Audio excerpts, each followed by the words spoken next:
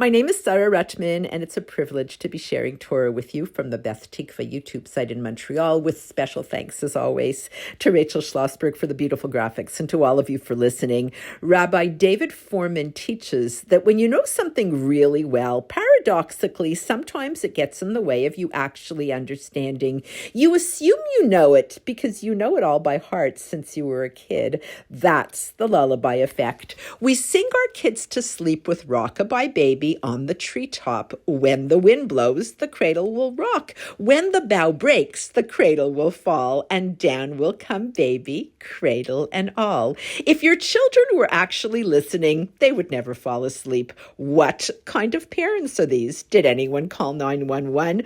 Who put a baby on a tree? But nobody asks these questions. You just fall asleep. You are lulled into complacency by the fact that you know the words, so you just stop listening to them.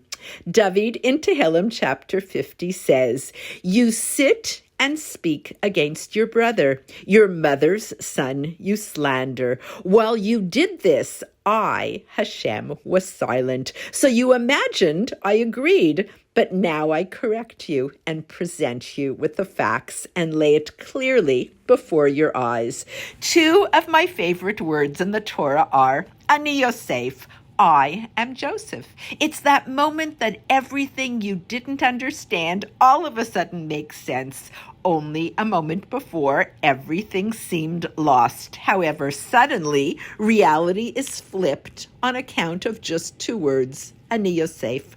Yosef's brothers couldn't see the truth that was always in front of their eyes. Suddenly, there is an answer to their questions, an explanation for the Egyptian rulers' bizarre behavior, an end to their worries.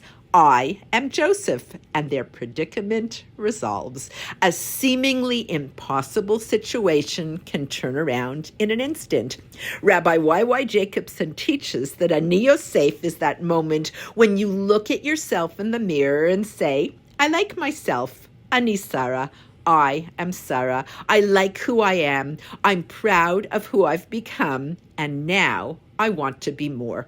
Here's the question. Why didn't Yosef write home? He was very close to his father. Hey, Dad, all is well here in Egypt. Love, Yosef. We know the end of the story, but Yosef doesn't. Yaakov sends Yosef to find his brothers in Shechem. Not a good neighborhood after the rape of Dinah. And the brothers aren't happy with Yosef and his dreams. Maybe this was Yaakov's way of kicking him out of the family. There is precedent with Yishmael and Esav, who never became part of the people of Israel. Yehuda tells the Egyptian, who in reality was Yosef, that we have an old father and a young child of his old age. His brother is dead, presumably torn to pieces, for I have not seen him since, and he alone is left of his mother, and his father loves him. Yosef realized that he was wrong. He never knew that his father thought he was dead. Father's soul is bound up with Yosef's soul. He was never kicked out of the family. Before going to Egypt to reunite with Yosef, Yaakov sent Yehuda ahead of the family to make proper arrangements. Leharot lefanav. Rashi cites the Midrash, which explains that leharot means to teach. Yehuda was sent to establish a house of study as they went into exile. Historically, the first priority of Jewish communities has always been Torah education because the soul of the nation is the Torah. Rabbi Jonathan Sachs, Zecher Tzadik Livracha, teaches that the Torah is the portable homeland of the Jewish people.